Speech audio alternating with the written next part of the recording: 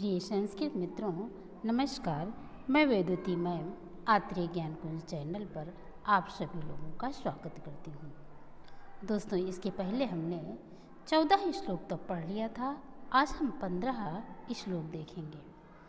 15 श्लोक में है अनारतं तेन पदेषु लम्भिता विभज्य सम्यग् विनियोग शतक्रिया फलन्त उपाया परिवृतायति उपेत संघर्षमिवार्थ संपदा उपेत संघर्षमिवार्थ संपदा अनारतं तेन पदेषु लम्भिता विभज्य सम्यग् विनियोग शतक्रिया फलन्ते उपाया परिवृतायति संघरूपेत संघर्षमिवार्थ संपदा उपेत संघर्षमिवार्थ संपदा। यहाँ पर वनेचर महाराज युधिष्ठिर से कह रहा है कि हे महाराज, हे राजन, वह दुर्योधन साम दाम दंड भेद का प्रयोग करके उससे लाभ प्राप्त कर रहा है, उसी का उल्लेख यहाँ पर वनेचर महाराज युधिष्ठिर से कह रहा है। वह कह रहा है कि अनारतम, अनारतम माने निरंतर, तेन माने उस दुर्योधन के द्वारा, पदेषु लंबितः, उस दुर्योधन के द्वारा, पदेश माने उचित स्थानों पर, यथा स्थान पर यानी उचित जगह पर, लंबितः विभज्य सम्यक, सम्यक माने होता है भली प्रकार से, विभज्य माने बांट करके, लंबितः माने प्रयुक्त, विनियोग शतक्रिया, विनियोग शतक्रिया माने समुचित प्रयोग ही जिनका सत्कार है। ऐसे कहने का मतलब है कि वह दुर्योधन साम दाम दंड भेद, जो विदुर के द्वारा ये बताई गई 4 नीतियां हैं, उनका, उन चारों का यानी इन सभी उपायों का सटीक प्रयोग करता है। कहाँ पर उसे साम यानी शाक्त वचन से मधुर वचन का प्रयोग करना है, उस जगह पे वह मधुर वचन का प्रयोग करना है। कहाँ पर दान का प्रयोग करना है, वहाँ पर वह दान दे करके उस कार्य को करता है। और कहाँ पर दंड तथा कहाँ पर भेद नीति का प्रयोग करना है, वह उनको अच्छी तरह से समझ करके उसका सटीक प्रयोग करता है। वह जानता है कि किस स्थान पर किस उपाय का प्रयोग करना चाहिए। उसने इन उपायों को विभज्य माने भली भांति बांट करके, इनको, इन चारों का वह भली प्रकार से विभाजन करके, भली भांति इन चारों को बांट करके उसे प्रयुक्त करता है। उपायों का समुचित प्रयोग ही मानो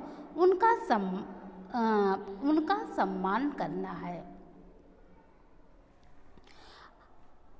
फिर है फलन्त उपायः परिवृहितः यति, फलन्त उपायः, उपाय माने होता है ये जो साम दाम दंड भेद, ये 4 उपाय हैं।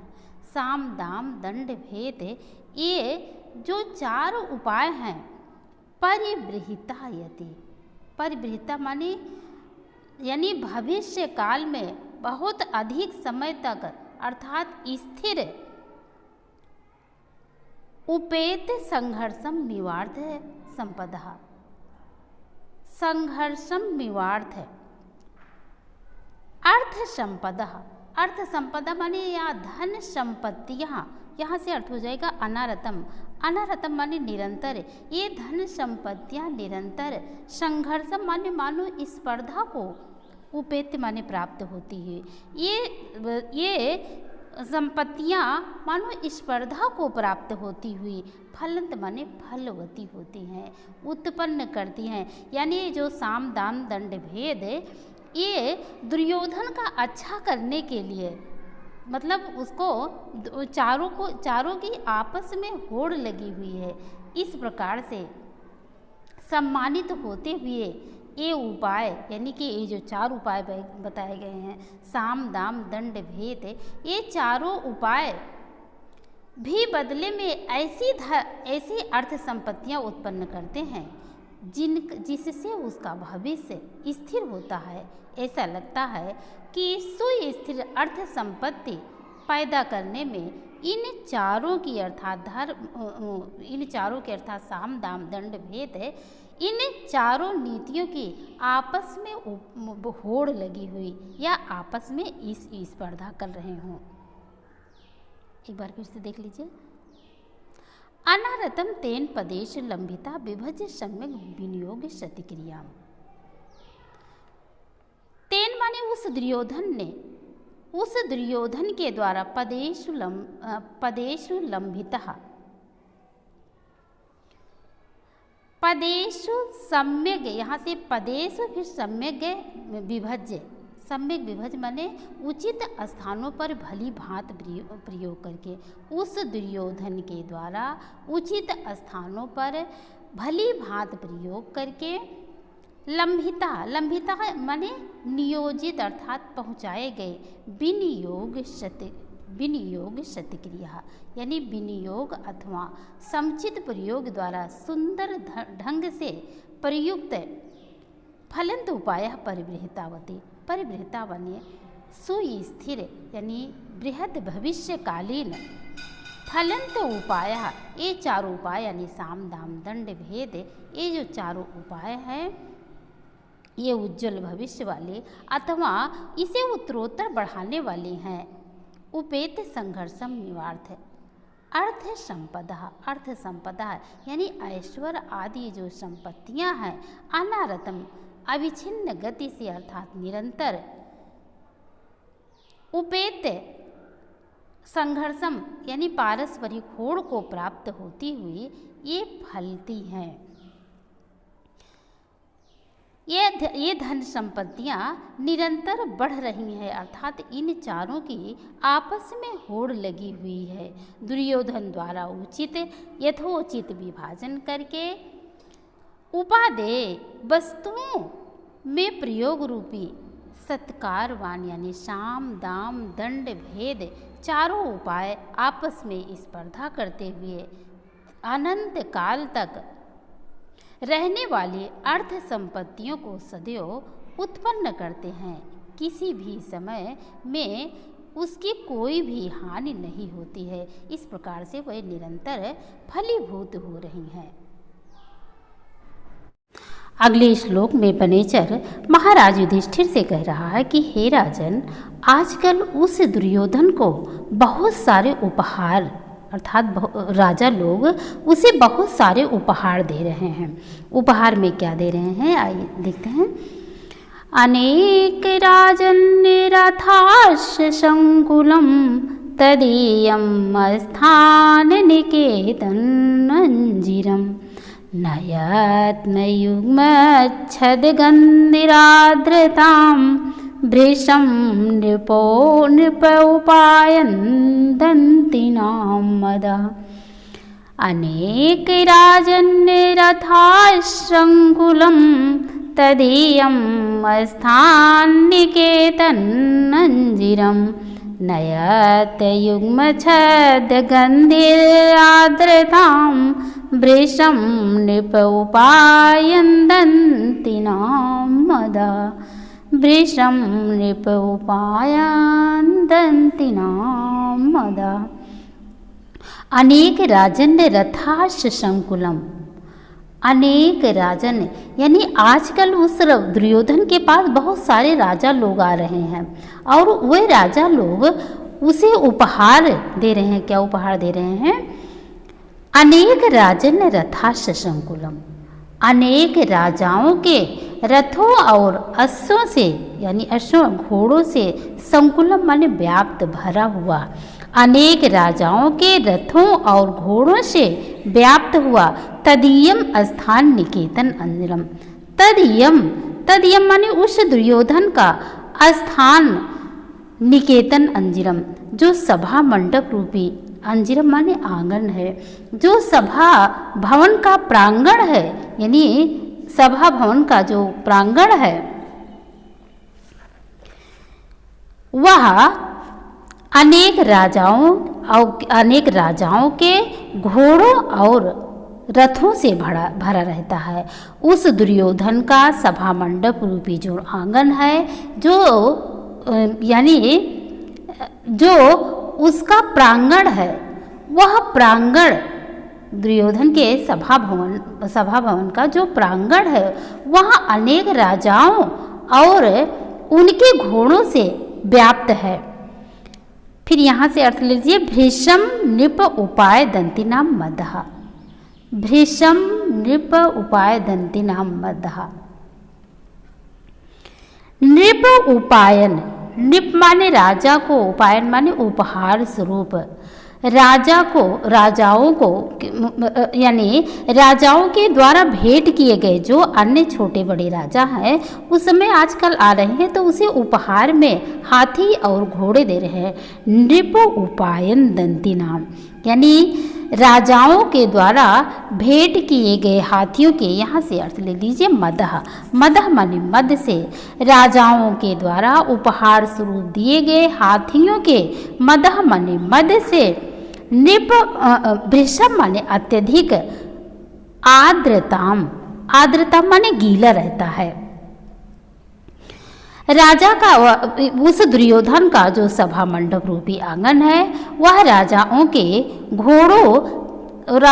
घोड़ों तथा से रथों से व्याप्त है, यानी भरा हुआ खचाखच भरा रहता है और राजा लोग उसे ऐसे ऐसे भेंट दे रहे हैं जो मदः माने मद से युक्त हैं, जो मद श्रावी हाथी है। उपायन दंती नाम, यानी दंती नाम माने हाथी, उपायन माने उपहार स्वरूप, तथा मद को बहाने वाले मद श्रावी जो हाथी है वो हाथी राजा, अन्य राजागण उस दुर्योधन को उपहार स्वरूप दे रहे हैं।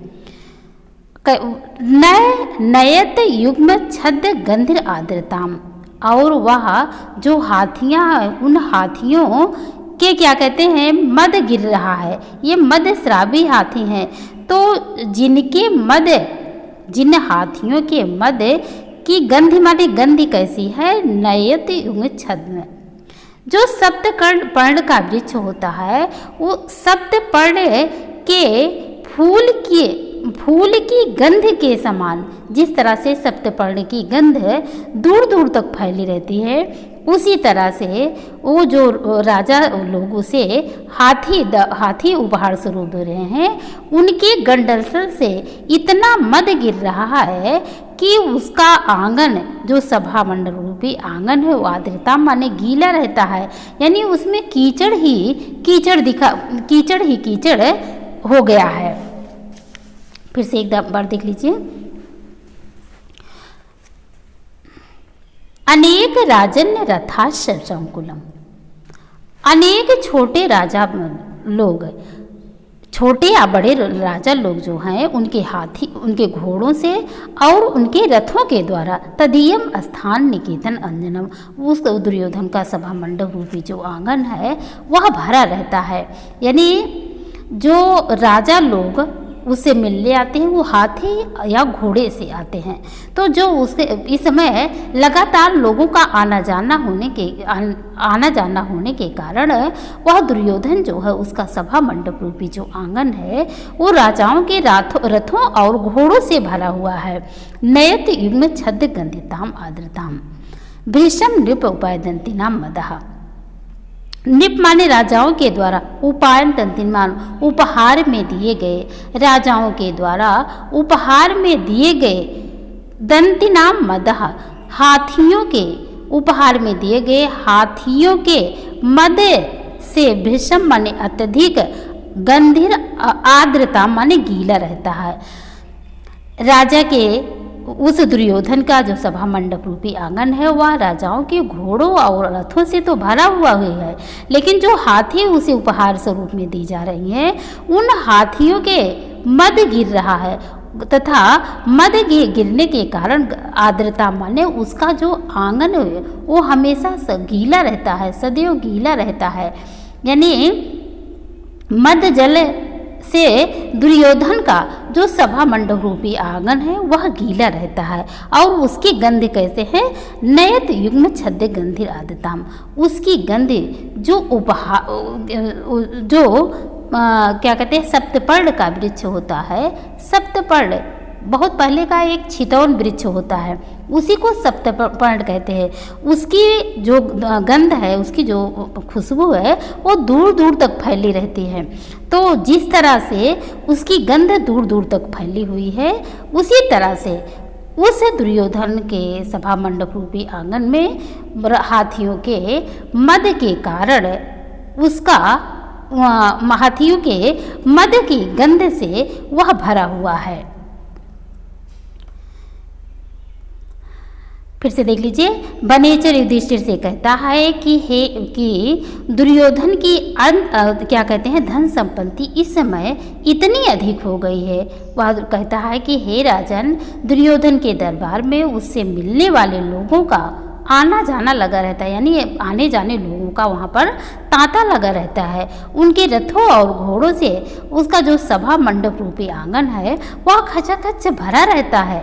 राजा लोग उसे भेंट में ऐसे ऐसे मदस्रावी हाथी दे रहे हैं जिनकी मद सप्त छद, यानी क्या कहते हैं जो सप्तपर्ण का वृक्ष होता है उसकी फूल की गंध के समान दूर दूर तक फैली हुई है।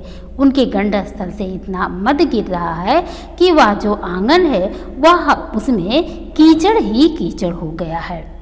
ये था आपका 16 श्लोक तक का। इसके बाद हम कल दूसरे श्लोक के साथ आप लोगों को मिलेंगे। तो आप लोगों को कैसे लगा कमेंट करके ज़रूर बताइएगा। यदि चैनल पर पहली बार हैं तो सब्सक्राइब ज़रूर कर दीजिएगा। फिर कल हम मिलेंगे और दूसरे श्लोक के साथ में। तब तक के लिए आप सभी लोगों को नमस्कार।